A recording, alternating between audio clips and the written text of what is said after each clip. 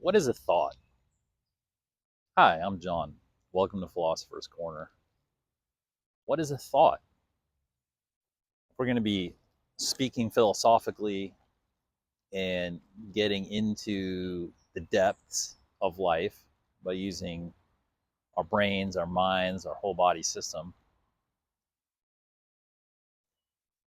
We need to take some time to deliberate on the question of what is a thought?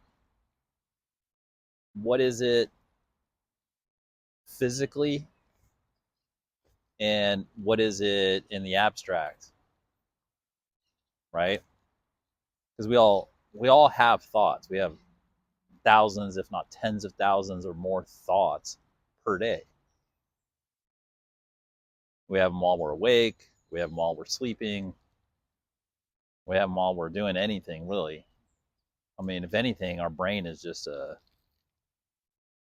organic computer that's sole function is to conduct thoughts, create thoughts, receive thoughts, thought. That's what the brain does. It's a thought machine, right? Excuse me. So, what is a thought? Right? People have been asking this question forever. So, a thought, right? So let's start with the physical side of things. We know we have a brain, and thanks to all kinds of good people throughout the throughout human evolution, we've cracked open a few skulls and examined the brains, and we have MRIs to magnetically image brains and CT scans to look in there and see what's going on. And the best minds have looked into the best brains, and physiologically, they tell us that a thought is an electrical transmission within the brain that is bridging the gaps between neural connections in the brain. That's what scientists say physically a thought is. That within the skull, we have brains, and brains are organic computers, essentially. And that the way the brain works is that it is set up to accommodate electrical transmissions between certain nodes called synapses, and that the brain is an evolving living organism that can handle these electrical transmissions going within it. And in those electrical transmissions are great amounts of data, that the brain is formed by the changing nature of the neural synapses being connected in different patterns. Apparently, the sequencing of the networks within the brain matters, and that new ones can be developed. That actually is how brains grow, and that is how minds grow, and that the thoughts are these electrical transmissions and impulses traveling through the brain, carrying information to different areas of the brain in order to affect not just different regions of the brain for different processings of the information, but then to deliver it to different, essentially, command areas of the brain. Some of those being like the prefrontal cortex, where we get a picture of things. So thoughts contribute to our worldview. And then also to areas like homeostasis, where I forget the name of the area, but the portion of the brain that controls all of the autonomic functions of the body, sort of like the thermostat for the body. There's a control panel in there that computes all the body input and distributes all of the internal brain drugs to the body appropriately and helps us make decisions. And zooming back out on that pattern, so that's where the thoughts end up, right? The core command elements of the brain that support body functions and higher functions. And, when we think of thoughts, we like to think, well, it's just intellectual transmissions essentially, but that's not the case. Like, that's the end result of it. A thought is the end result of the body as a quantum biomechanical organism existing in this vibratory environment we call life. And the body is essentially an antenna for vibrations and an interpreter of vibrations using, at a minimum, our five common senses. And since we're in the 21st century, we've certainly documented to a scientific level the fact that we have additional senses that can perceive into other frequencies with repeatable, scientifically reliable results. It's like third eye, crown chakra, psychic abilities, whatnot. So the body is this fantastic vibratory interpreter of the vibratory environment we live in that includes emotions, senses, empirical data, and even picks up on things that we can't see in this reality and sends those vibratory transmissions through our body system. By the way, we have found out recently that the central nervous system also includes brain cells scattered throughout the central nervous system. So the brain is not strictly located in the cranium per se. There are brain cells that are found throughout the body,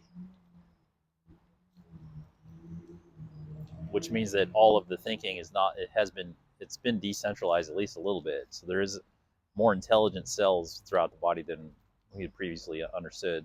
So the body functioning as a vibratory antenna in this bioquantum manner sends the information back to the brain,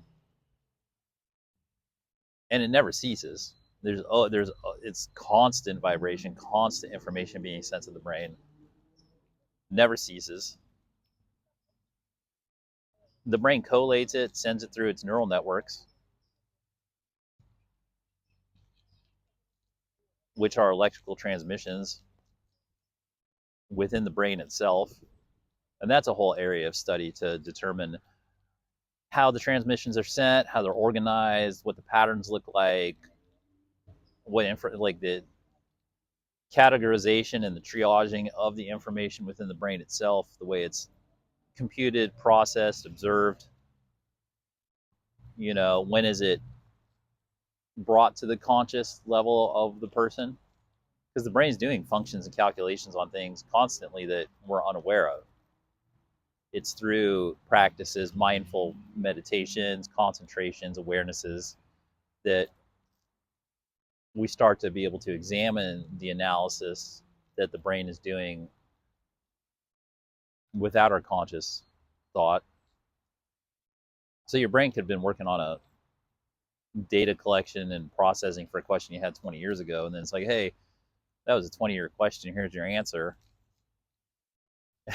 Right? So the brain, we don't really have a handle on exactly how it works. We just kind of know that it does. And philosophy is really a discipline of like trying to figure out how does our brain work, and how do we make it work better, really? How do we optimize it? How do we stimulate it and understand it and gain a relationship with the way we're thinking, which in turn affects the way we're feeling and the way we interact with reality. So what is the thought? What is a thought? So a thought is the distilled electrical transmission with information on it, which could be, all I know, it could have like all the quantum components and all the spiritual components and all of the base level fundamental electroplasmatic energies of the universe from which everything's made at the core of those thoughts, going zipping around in our brain, sort of being sorted like a coin machine into the different appropriate areas for eventual compilation that contributes to our worldview and our actions. And we certainly have executive functions within our brain that we can review these things and determine whether or not we like them or whether they go in. And that's where the fundamental nature of ideologies and intellectual operating systems comes into mind, of how we sort of determine how these things are going to get collated and incorporated into our worldview.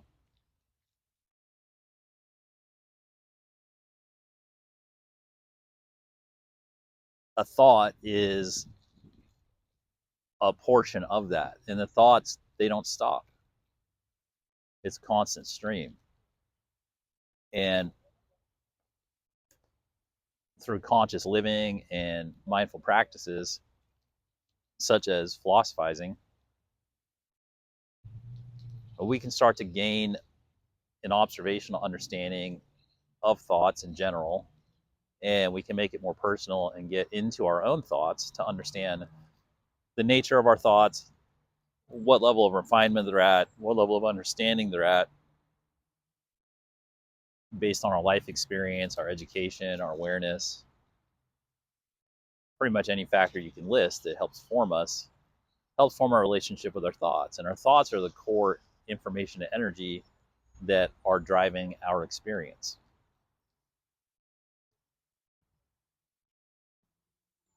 You know, where, from which materials, from which raw materials in life are we drawing the energy to create our thoughts, and what are the ideologies and understandings and mental setups that we have that are sort of refined. Like if the gross data from the outside world is the ore of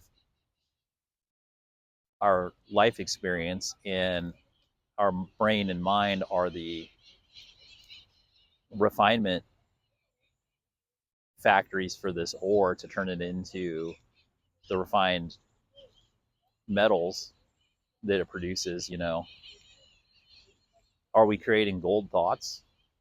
You know, that's sort of a level to get to with our thoughts, like examining the nature of the final material of our thoughts that fuels our worldview. You know, and in a way, when we acknowledge the fact that our body, our existence, whether you restrict it to our physical bodily existence, the corporeal existence, or you want to extend it and transcend it into our soulful and consciousness based existence, the thoughts, which are just the energy translation of the vibratory environment we're in, are the actual experience that we're having in life.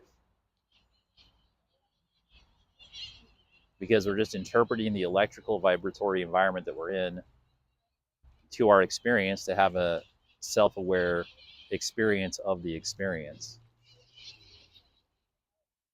And the electrical vibratory nature of the interpretation of the environment through our system, through our brain, which is an electrical system, as it serves that electrical experience interpretation into our brain, mind, soul, and consciousness, and our consciousness being an essence that's in harmony with the essence of the universe itself, our thoughts are our actual experience. And that is the purest form in the body of the experience. And fundamentally, it is the experience. Everything else is just a sense that we're having based around that core experience.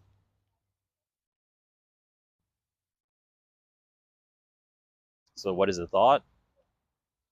The thought is our experience. Well, I hope you found this helpful, stimulating, thought-provoking, thought-inducing. I appreciate spending some time here at Philosopher's Corner with me, John. And what is a thought? What are your thoughts?